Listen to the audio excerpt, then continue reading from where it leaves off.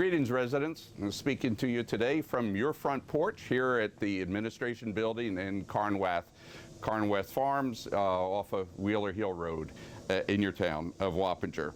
You know, I hope that you are doing as well as possible under this stifling heat and humidity as it builds up today and through at least part of the weekend, it appears. And you know, last time I talked about, you know, measures that you can take to help protect yourself, your health, loved ones, pets during the heat wave, and that was the previous heat wave. Now we're in a new one, so please refer to my previous tapings with respect to that advice. And if you should have any needs, however, and you're not sure where to turn, then call my office, call any one of your councilmen and women, and we'll be sure to either help you ourselves or put you into the right direction.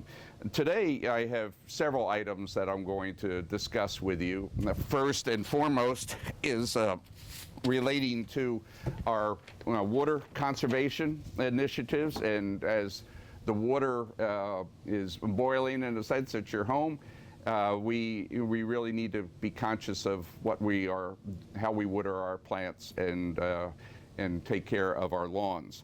There are several major municipal initiatives that I'd like to review with you. And last but by no means least, I have a special guest visitor we'll talk with, Hayden Wayne, who is an artist exemplar, a poet, author, musician, and a resident of our town just down the street, and a frequent visitor to our lovely Carnwath Farms. So we'll be talking about actually not just arts and culture, but really more importantly, a new initiative I and the board will be considering going forward. But as to water conservation, extremely important, and I want to thank you all.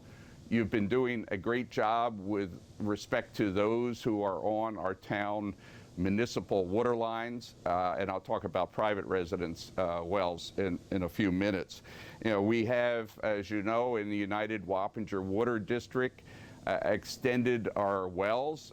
We invested, thanks to the town board's tremendous support, invested significantly in enhancing our wells, adding some new wells, but also adding a new filtration system so that now we have 3 operational well fields within the town. I just read off the numbers, but our average daily water usage during these heat spells is up approximately 35%.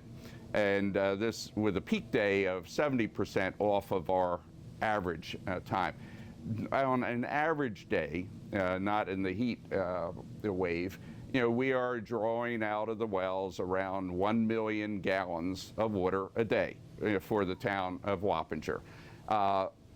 In the past, before we put into conservation efforts, particularly conservation pricing, but other efforts at our wellheads, and then as you've been great in really conserving on your water usage. Before that, in the past, we could go as high as 2,400,000 gallons a day, which then was depleting some of our well fields, especially as drought conditions like we're in right now existed. And that's certainly a key reason why we wanted to put in new well fields, but also to improve the quality of water as well, because as we've seen elsewhere, more and more sediment, more and more contamination, and we've been doing a great job of maintaining our well fields at very high quality water intake. 35% represents an approximately 350,000 gallons additionally a day. 70% will double that, but that's still well within our capacity, as Mike Tremper of Camo Pollution Control monitors the well fields daily and reports to me. So in the past, the significant additional drawdown of 2.4 million gallons did put a real crimp on our ability to service the town, and many of you will remember, before I moved into the town, that there were always special alerts to ask you to conserve the water or, in fact, put some restrictions on it. So we're also looking at, right now, to add some additional water storage capability. We have tanks up on the Hilltop Road. We're looking at perhaps somewhere closer to either existing housing, where on the outskirts of the pipeline system, or anticipating some future expansion, which I'm going to talk about. For those of you that are watering, that have sprinklers or water with the hose, please try to remember to do that either in the late evening or early nighttime, or in the early morning hours when the sun's not evaporating all that water that you're putting down onto the ground. Ensure that the water is focused on, not on the sidewalks, not on the roads. We've been working with the Regency, and they've been doing a great job of conserving water use. They were one of our largest water consumers because a lot of water was being wasted. But the group that is the Toll Brothers Development for seniors, folks 55 and older, have been doing a fantastic job, and I really applaud you, for those efforts. And your HOA leadership has done an exemplary job, and we're regularly working with them. Repair leaking pools, if you can, and also leaking hoses. Actually, I discovered that one of my hoses was leaking near the faucet. What happens during this weather is that if you let a hose sit with water in it, it will bubble. It will cause leaks, especially a lot of the cheaper varieties out there. So, please pay attention. Turn off your water faucet, the spigot outside, and keep an eye on the quality of your hose. And when you're doing your sidewalks, after the landscaping companies have cut the lawn, of course, probably not much cutting going on right now as the grass is browning. But use a broom if you can, or just let it sit there. It will blow away, and it will dry up very quickly in the sun. So please observe these and many other practices. But I want to emphasize one other point for quality of life and health.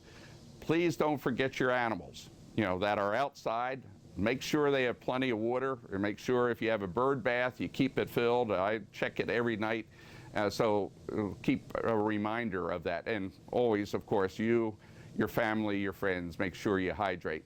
If you have some special needs for water, we do have a supply. Also, some of our other organizations in the town, like the Mid-Hudson Islamic Association, the Sikhs, have donated water. We make it available for our seniors. But if anybody has any special need, let me know. And also feel free during town hours to come on in into the air-conditioned space. We welcome you. We have a big boardroom, so please come on by. But any questions, give me a call at either the general town hall number or the cell phone, my town hall cell phone number, which I've posted in the past. Shifting to the intermunicipal cooperation, we've had up till now a tremendous working relationship with all the municipalities surrounding us or neighboring us. Just recently, I've had some ongoing discussions, including yesterday with the supervisors of the town of Fishkill and the town of East Fishkill about additional projects that we are undertaking that address even some of the water conditions. For example, in the village, I've been working with them and also my predecessor, Lori Java, who is working on the grants and grant administration program for the village of Wappinger Falls on the 9 element plan, 9E plan, that's concerning the water quality of the Wappinger Creek. This morning, before this taping, I was with Sean Carroll on the phone of Cornell Cooperative about the rollout of that. I'll be talking about it either in the next board meeting or a board meeting in September. So that is extremely important to us, to our community, because we have to clean up the water that's coming into the lake, remove the phosphates. the phosphorus elements that you see contribute to the plant growth, and also some of the other elements that are in there, of chemicals and minerals that do not help to the well-being of the lake. And last but not least, you stop the tremendous silting that is coming down the 42 miles of the creek into the lake. So that's one of our really important initiatives that we're going to be working further with the village and other communities up and down the Wappinger Creek. So stay tuned for more reports on that. We are also exploring with Fishkill. Fishkill has been a very tremendous supporter. And two things, there's actually three, but one's going to be covered for three municipalities. One is that I've mentioned before, and now we are really starting to kick the tires of creating what we call a transit district. This will be a transportation district that will attempt to address, and hopefully with good planning, the various traffic issues relating to 9D from I-84, and as the transit issues grow, actually, as they come through our town. First it's Fishkill, then Wappinger, and then the village. So we're putting together a group. Our engineers, CPL Engineering, is working on this study, and we're also coordinating with the Dutchess County Transportation Council and also the New York State NISDOT as well on this. What that will mean is that there will be more sensor monitoring that helps control the speed as well as the flow, with traffic lights, with sensors that monitor it, with actually slow down signs. We have several of our residents along the road, particularly in the village area and Houstonville, that have tremendous issues because of speeding along those sections of the road. And so that's a very positive development. Water along the southern part of Route 9. This has been a high priority, and we're now starting to get the building blocks for that in line, working not just with the state and county and then Fishkill, because some of the residents that are along that route, such as Splashdown, also have demand for water, and we're exploring how to do that. The businesses are supportive, but also, even more important that people forget, is that much of that stretch, from Adams, McFarland Road down to the town line, has all private wells. And our big problem in our regular contact with the Department of Health, we work closely with them on monitoring, private wells. They monitor the wells. Either they're getting more and more contaminated because of soil conditions, because of close proximity to septic systems. Again, down that area, there's no town sewer line. And also, the nature of the wells that are generally less than 100 feet are drying up more and more. Weather like this makes it horrendous for a lot of folks, unless you have a deep well that would go down several hundred feet or more, in trying to tap the water. That's why we worked hard in the Gutzler administration to get the water down Wheeler Hill Road, so that Tall Trees, which was on a town well system, but that well system was regularly drying out, would have reliable water. So this is an important initiative. And East Fishkill, among the projects that are really important, that they're working closely with us, is the decommissioning of the Midpoint Park sewer plant. You've heard us discuss that. We've gotten some grant money because of the distance that exists between Midpoint Park and tri-municipal lines, west of the airport. We're looking at taking the sewage as we decommission that plant. Remember, that's off of 376 going east. As we decommission it, then we have to take the sewage someplace. We can't build a new plant because the residents, the population there is so small they couldn't absorb the $10 to $20 million that may be required to build a new plant, plus also to make sure that the water quality is what the state DEC is requiring. So East Fishkill's working with us, and we're looking at how to and where to take it, probably into Hopewell Junction, and one of the plants that East Fishkill, I'm sorry, has up there. Last but by no means least of the cooperative programs, you'll recall I just mentioned about the Wappinger Creek initiative, the 9-element plan that has issued. We're beginning the kickoff for a similar study, hopefully get grants and community participation for the Sprout Creek. I've talked about this before, but in my meeting yesterday with the supervisors, as well as today, my call with Sean Carroll, we are going to be organizing that group. Councilman Al Casella is extremely supportive and will probably participate on that. He's agreed to participate. And all these other programs that we have, of course, are supported by the various councilmen and women, because they will enhance the quality of the life for their residents in their particular ward. So the Sprout Creek initiative, we will be looking at how to improve the quality of the Sprout Creek, both from the water quality, but also more importantly, the dredging of all the silt, and then trying to protect the silting from ongoing in the future. Why is this important? Several reasons. One is, most important, is that flooding. Flooding occurs regularly now when it rains, and that's because the conditions in the creek are not sufficient to absorb and then control the flow of that water.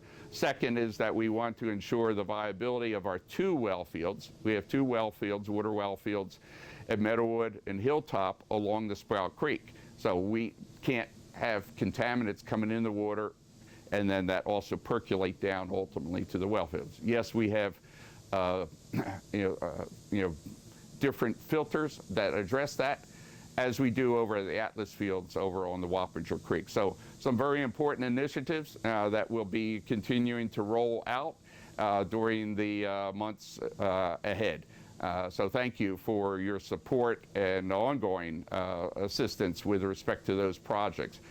Residents, I'm very honored and pleased to have Hayden Wayne join me today for some discussion. Hayden is a resident here off of Wheeler Hill, has a lovely place across from where I used to live. We were neighbors and got to know each other, particularly our interest in organic farming and better, culturally accepted ways, to get rid of processed foods, and all the chemicals that are contaminating us, and many other things. And so then I got asked Hayden, and he graciously accepted to participate in our Arts and Culture committee, which we're restarting after COVID.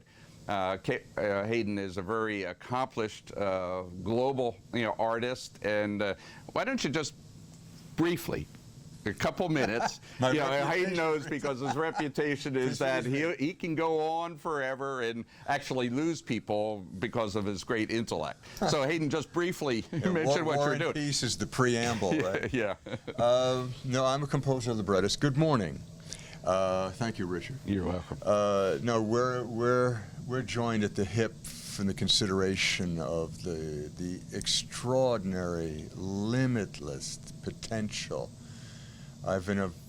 Philosophically, I'm a very big advocate of, within the belief that infrastructure is 99% of the battle. Well, we have it here in Wappingers. We're very blessed, and Conwath is a finger of God. It is the jewel. It is going to prove itself to be the jewel of the Hudson Valley. It is going to prove itself to be a major annuity for everyone involved. And hopefully a destination spot for not just our residents, but the region and the county and the state are very much supportive of that. Absolutely so. And I have been reaching out to colleagues of mine to this very serious consideration of bringing a museum here, which would be splendiferous. We have the church that could absolutely be a mini theater. I say mini because, believe it or not, proportionally, it's absolutely spot on perfect with its flies and backstage area, but it's a small proscenium space. But the acoustics are such that, in fact, we have to dampen it down, not even worry about the dryness, so we can have concerts there. Well, and we did, have some performances, Yes. readings before COVID.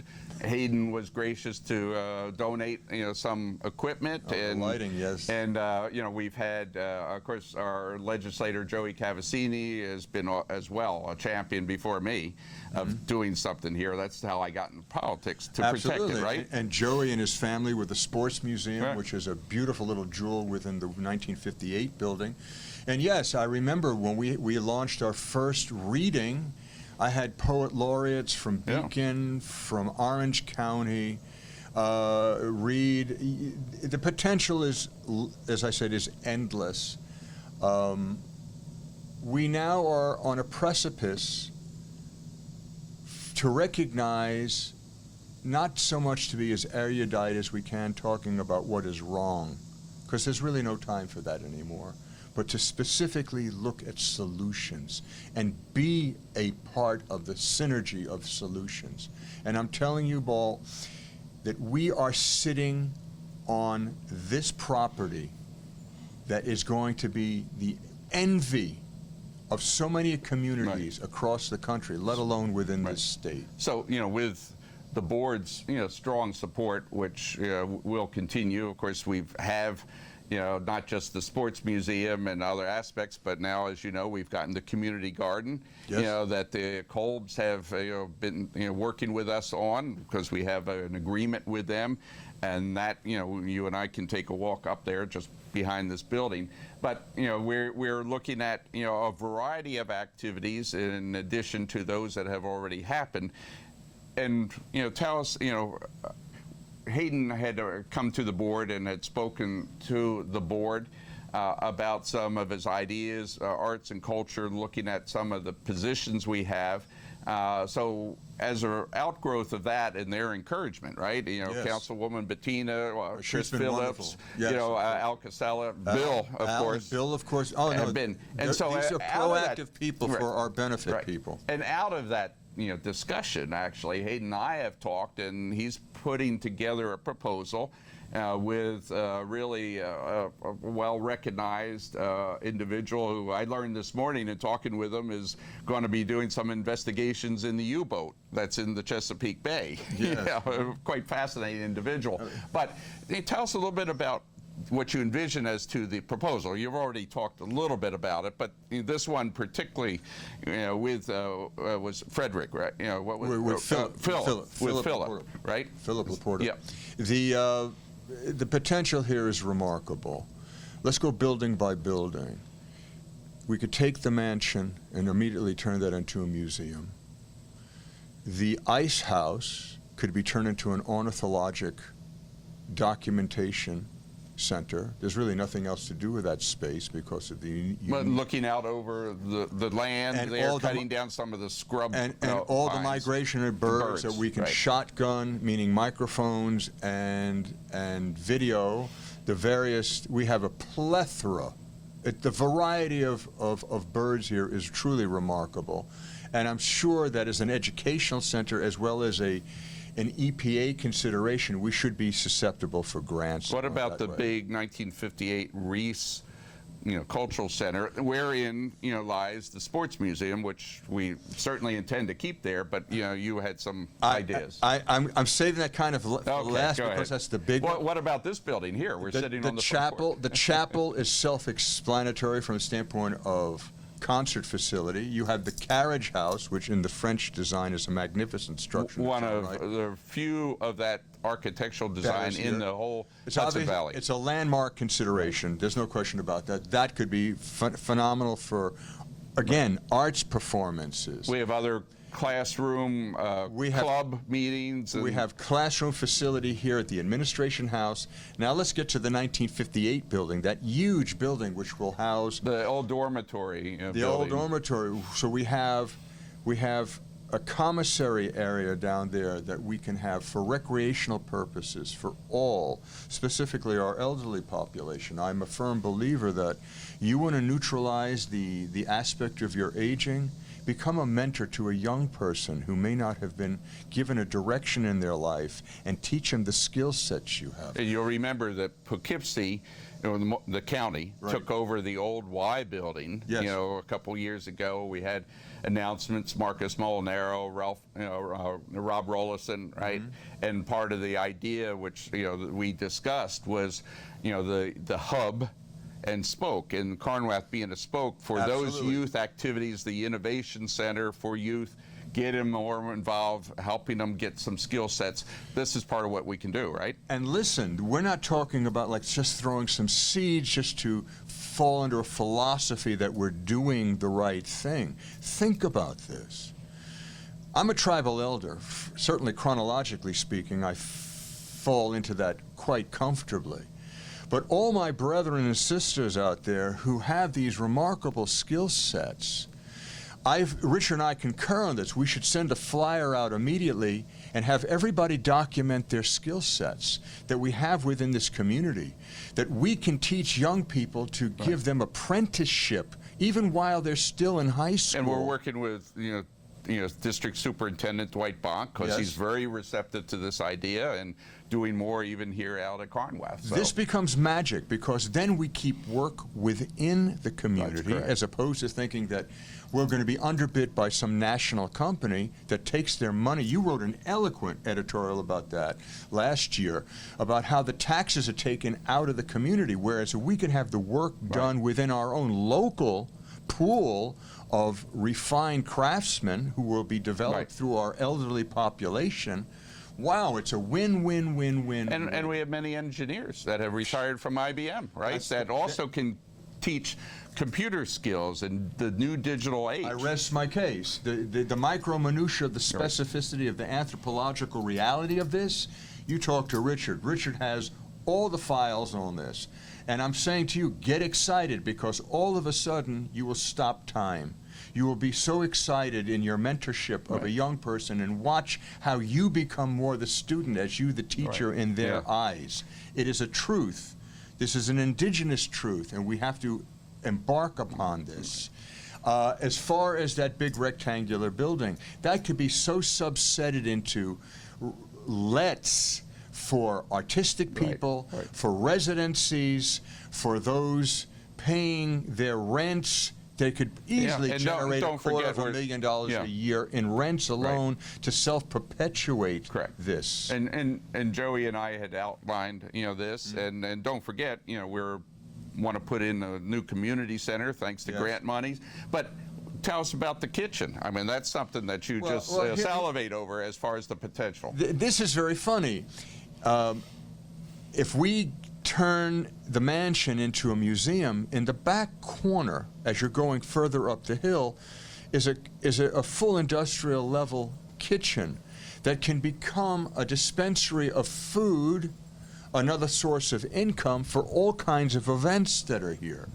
For instance, during the season, why not have pilings put in with soffit holes to subsequently be able to put pilings in and put canvas and put up a temporary seasonal stage to have concerts, to have readings, to have community ability to come together and address each other through fun and education and arts. And also, then if you want to have food, you come down the hill a little bit, and here's a commissary that can serve it. We have all these extra tractor trails that can be where the porta sands are, which will handle the health reality of that. We can have water dispensaries. They're very easy to set up, some containment with water and distribution of water. It's all there within the infrastructure. We have these two huge generators that can help facilitate the use of energy on our own dime. So as you can see, Hayden is really into this, a great, And I'm just loyal, scratching the dedicated. surface. Excuse my motor mouth, but I'm excited. You'll have other chance. Unfortunately,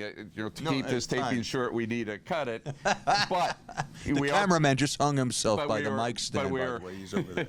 but we're planning to have, a first discussion with the board Absolutely. on the 22nd of And August. please come to the town halls. I mean, this is going to be very interesting, and you're going to get excited. Trust me, you're going to get That's right. excited because Yeah, this I is am. all potential. Yeah. And it's a win, literally, for everybody. Potential where our residents get involved. And I have to say this is very important.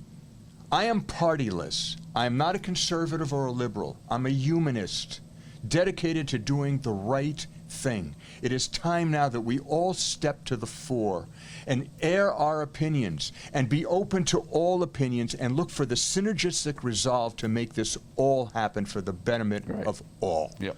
That's Thank all you. I have to say about Thank that. you, Hayden. And thank you for allowing me. Thank you. Thank you, Richard. Yeah, you're welcome. Thank you, everyone. Peace. Until soon, please stay cool, stay safe, and remain well. Thank you. God bless.